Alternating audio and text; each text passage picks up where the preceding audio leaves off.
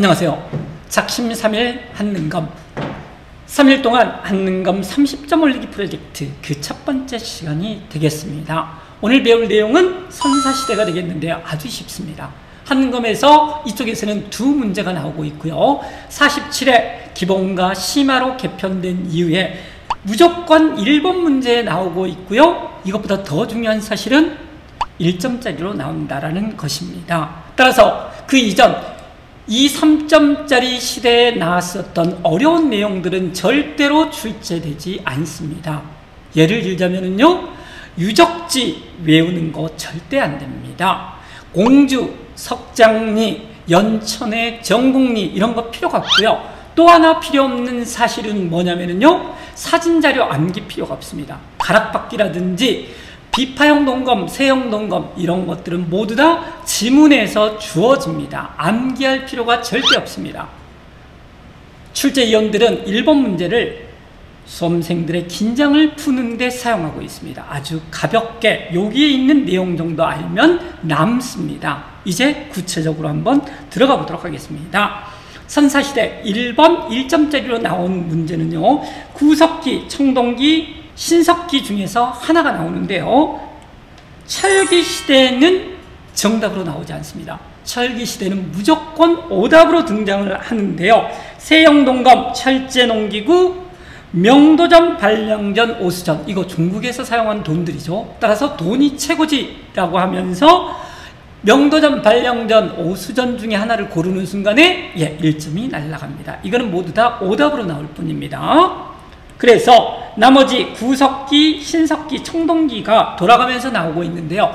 구석기 시대 문제가 나왔었을 때 지문에는 여러 유적지들이 나오고요. 반드시 주목도끼를 주어지고 있습니다. 그러니까 주목도끼를 통해서 구석기구나. 그러면서 선지에는 그러면 뭐가 나오냐면요, 주로 동굴이나 막집에서 살았다입니다. 이게 47회 이후 100% 그렇게 나왔습니다. 그래서 가볍게 골라주시면 될 것 같고요. 구석기 시대는 짐승처럼 이동생활을 했고요. 동굴이라든지 막집, 바위 그늘에서 살았습니다.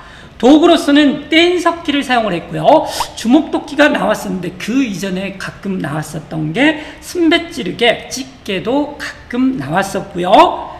47회 이전, 개편되기 이전 상황입니다. 신석기 시대에 와서 드디어 이제 농사를 짓기 시작하는데요. 신석기 시대에는 밭농사를 지었었고요. 청동기 시대에 벼농사를 짓기 시작합니다. 이것도 구별을 요하고요.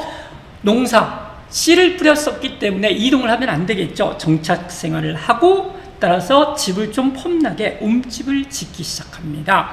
구석기 시대에 뗀석기를 사용했다면 신석기 시대에는 간석기를 사용하고요.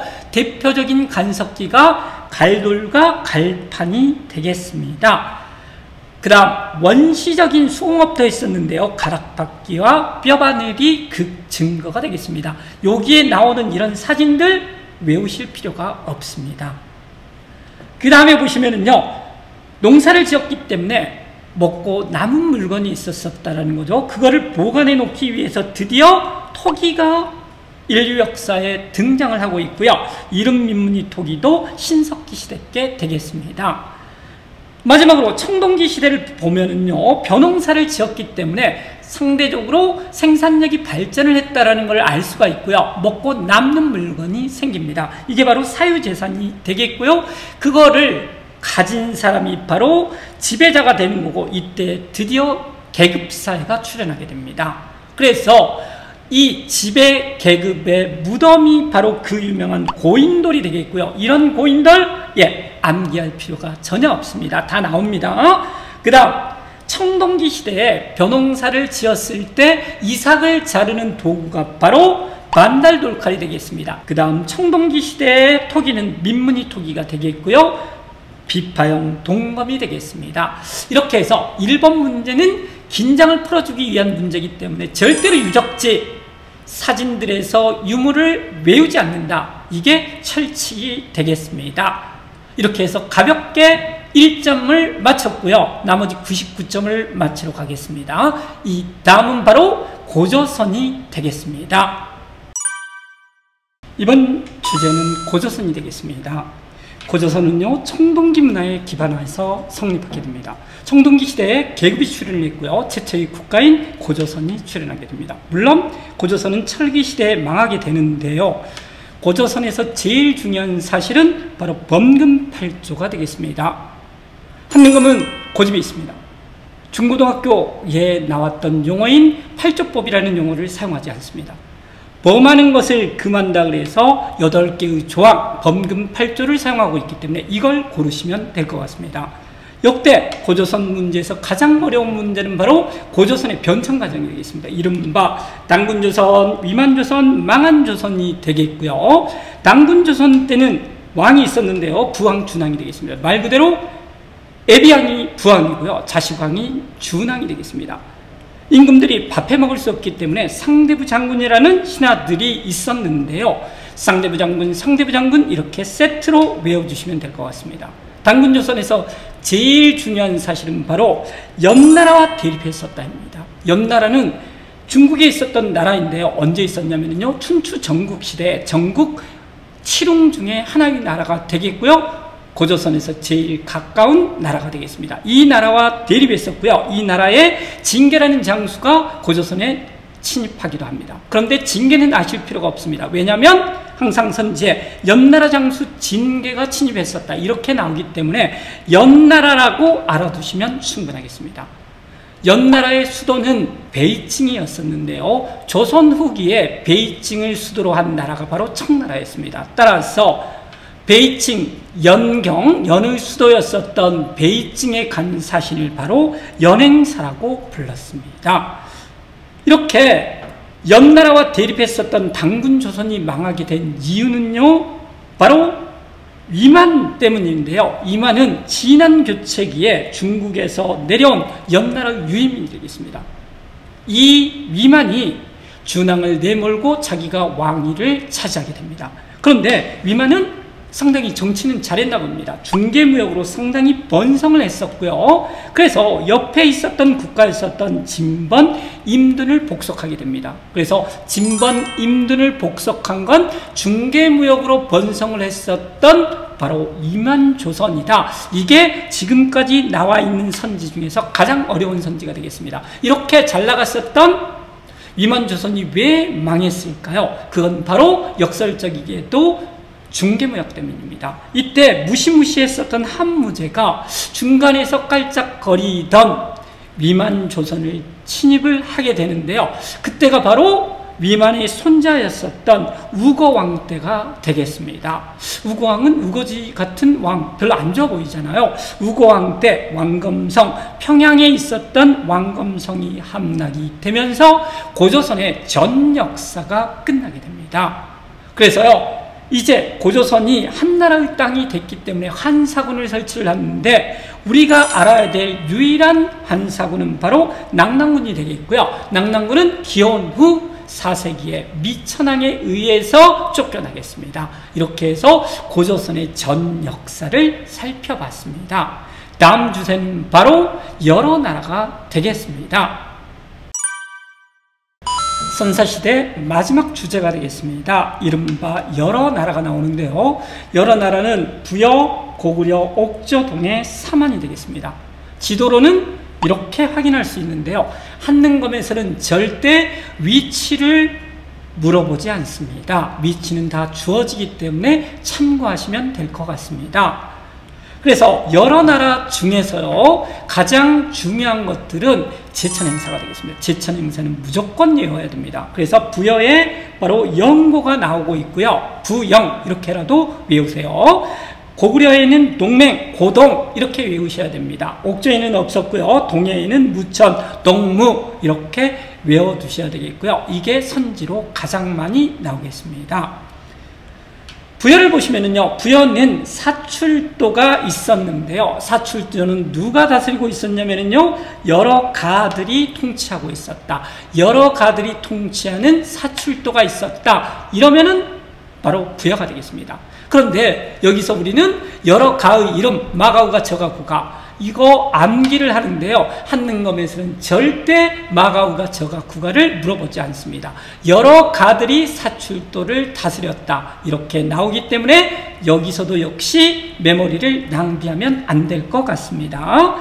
그 다음에 부여에는 순장이 있었고요. 서급으로 점을 쳤다. 이런 것들은 참조하시면 될 것 같습니다. 형사치수제와 12배 변상은 고구려도 같이 있었고요. 그래서 그렇게 알아두시면 될 것 같고요. 고구려는 아까 부여에는 여러 가들이 있었다. 그래서 그 가라는 한자를 보시면은요, 더할 가자가 되겠습니다.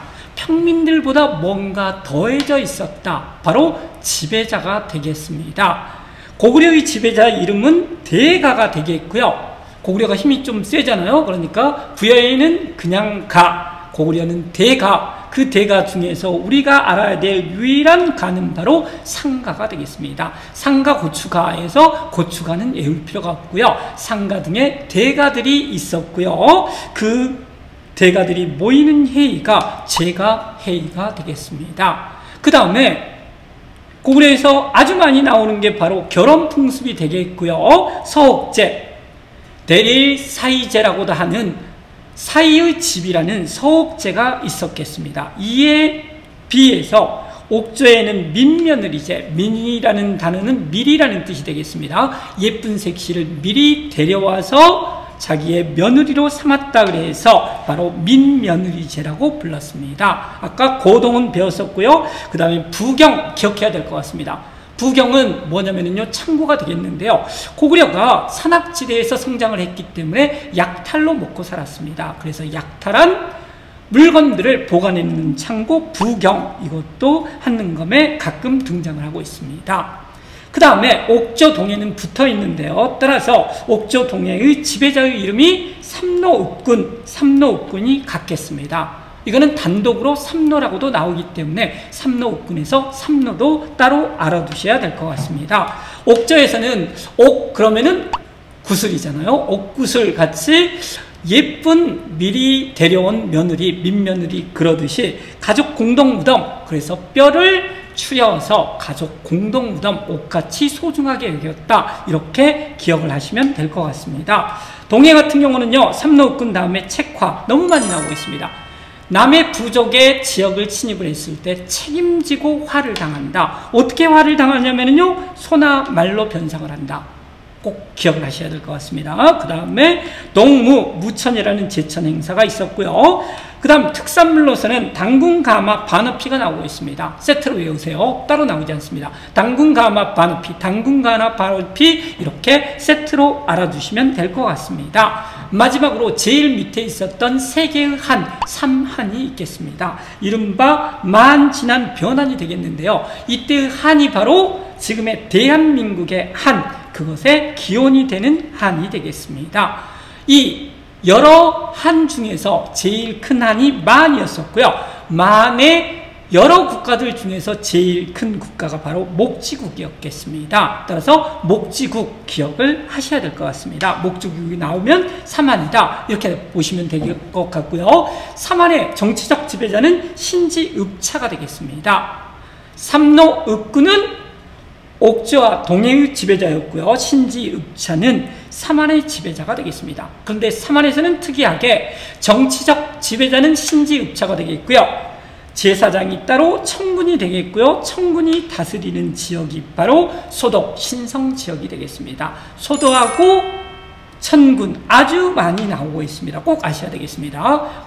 그 다음 삼한에서도 계절제가 있었는데요. 이쪽은 따뜻해서 농사가 잘 되기 때문에 5월, 10월 계절제를 지냈는데 이거는 선지에 별로 등장을 안 하고 있긴 합니다. 그 다음 만지난 변안에서는 철이 많이 생산이 돼서 낭낭, 한사군 중에서 유일하게 알아야 될 낭낭과 왜 수출을 했다. 이렇게 나오고 있습니다. 이렇게 해서 선사시대의 마지막 주제였었던 여러 나라도 살펴보았습니다. 다음에는 이제 고대 국가로 넘어가서 계속 살펴보도록 하겠습니다. 오늘은 이만 마치겠습니다. 감사합니다.